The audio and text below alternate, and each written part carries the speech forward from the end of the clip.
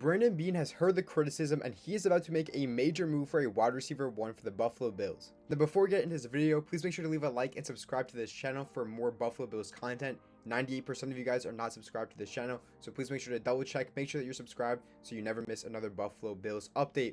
But yesterday, Brandon Beane went on a podcast, and on that podcast, he was talking about the fact that he was trying to get a wide receiver at the trade deadline for the Buffalo Bills. Some guys he mentioned were Jacoby Myers, Rashid Shaheed, and a mystery AFC East wide receiver, one that Bills fans kind of, pinned to be Jalen Waddle. He was mentioning how the team that he was, negotiating with in division, which is the Miami Dolphins, he was trying to get Jalen Waddle from them.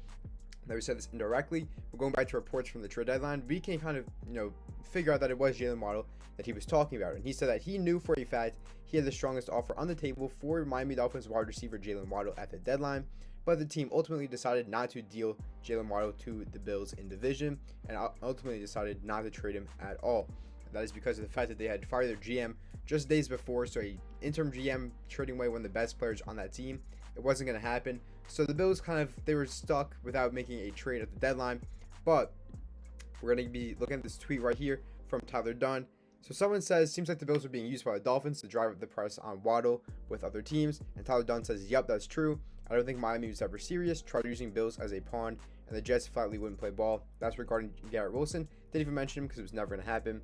Then he says, now with more options, I think the Bills are aggressive at wide receiver. And Brandon Beane, all offseason and multiple different podcasts that he has been on, he has mentioned that they will be active for a wide receiver 1, and he's going to be very aggressive this offseason if he needs to. So Bills fans, I have 4 wide receiver options that I'm going to be breaking down in this video today. 4 different trade scenarios that the Bills could be looking at my trade proposals to land these 4 wide receivers in Buffalo. But first things first, we're going to start off with a pipe dream that everyone wants, and that is going to be Justin Jefferson. First things first, let's break down Justin Jefferson's stats last season with the Minnesota Vikings. He had 84 catches for 1,048 yards and 2 touchdowns, which is one of his worst, probably the worst year of his career. But you did have JJ McCarthy at QB for the entire season, so you kind of can't fault him. With Sam Darnold, he was absolutely fantastic, and with Kirk Cousins, he was amazing. We know how good Justin Jefferson is. He had an 80.5 PFF grade, which is 14th best for wide receivers. He had 5 drops last year, which is 54th, which, I mean, it is what it is. And then as for his ADOT, he had 10.7 ADOT, which is 49th in the NFL. So Justin Jefferson would immediately be adding an alpha wide receiver 1 to this team. I know his stats last year don't scream alpha wide receiver 1, but if you guys know ball, and you don't even really need to know ball to know that Justin Jefferson would easily be our wide receiver 1 on this team. So the trade proposal that I have put together for the Minnesota Vikings to potentially get Justin Jefferson from them is going to be 2 first-round picks, a 2026 first-round pick, and a 2027 first-round pick, as well as Keon Coleman. Now, Bills fans, immediately upon looking at this trade proposal, I think most Bills fans will say, yes, do this trade. The Vikings fans, they're going to say no immediately. And the reason why, the Minnesota Vikings have about $40 million in cap space going to this offseason, and if they were to trade away Justin Jefferson, they'd be taking on $46 million in dead cap. So Bills fans, as much as I want this Justin Jefferson trade to happen, as much as I would love to hype this up all offseason, unfortunately, it's just not possible. There's no reason for the Vikings to get rid of their best player and put themselves in a bad financial spot, literally for no reason, just to get 2 extra first-round picks that are going to be at the back of the draft anyway. So Bills fans, obviously we love this, but it's not going to happen. So let's move on to trade target number 2.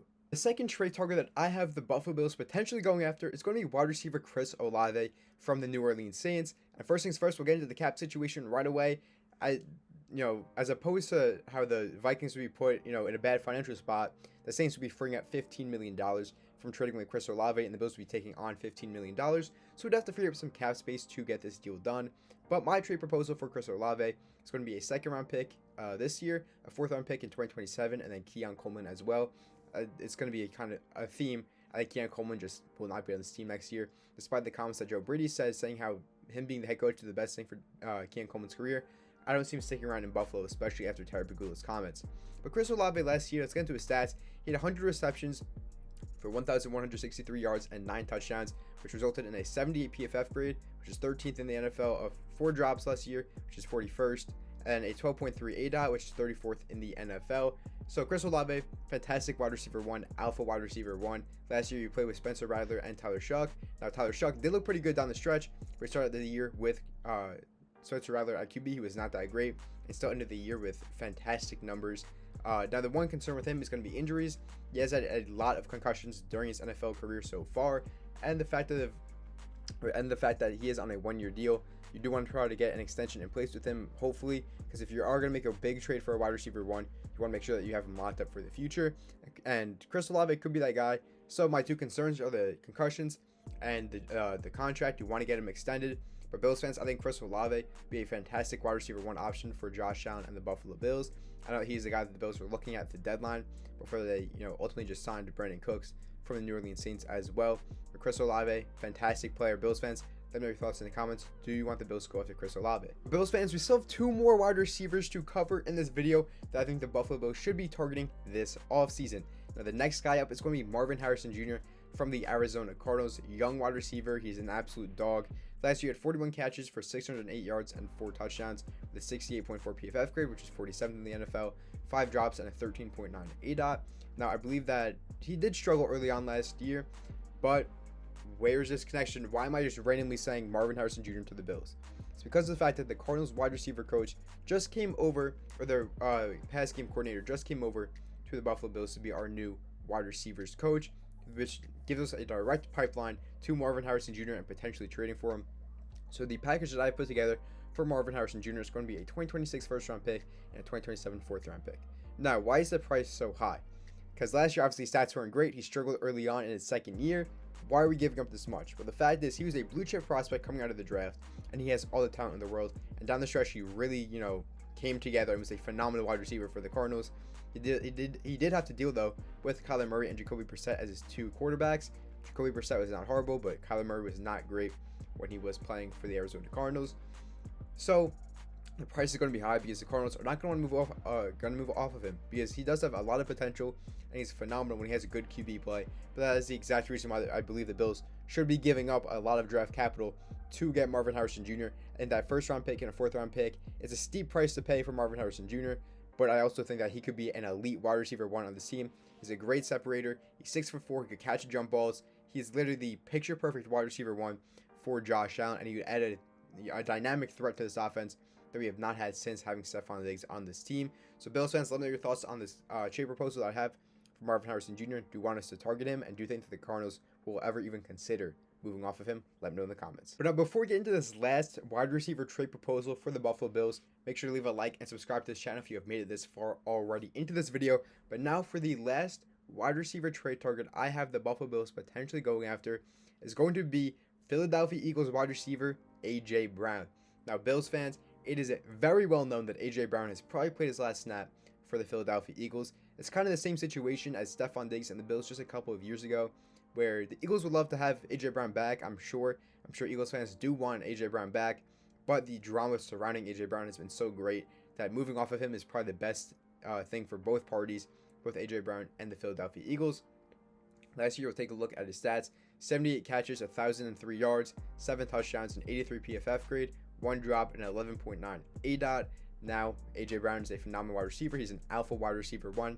He struggled a little bit at times last year, but he is still a phenomenal wide receiver 1 with all the talent in the world. That talent has not left him. Now, as for the trade package I have for him, it's going to be a second-round pick next year. Why is that the trade proposal I have for him?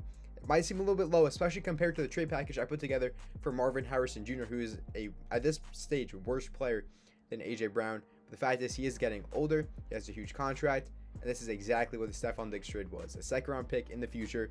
I think that exact same deal, or exact same package, could get a deal done for A.J. Brown. But Bills fans, I don't even know if I would want him because of the drama that surrounds him. I think that the Bills are entering a new era and a new, fun culture. I don't think that adding a player who has a lot of drama surrounding him will be in the Bills' best interest. But let me know in the comment section down below.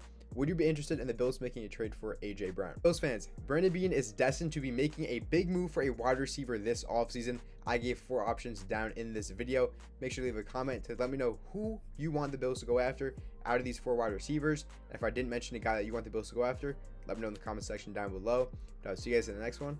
Peace.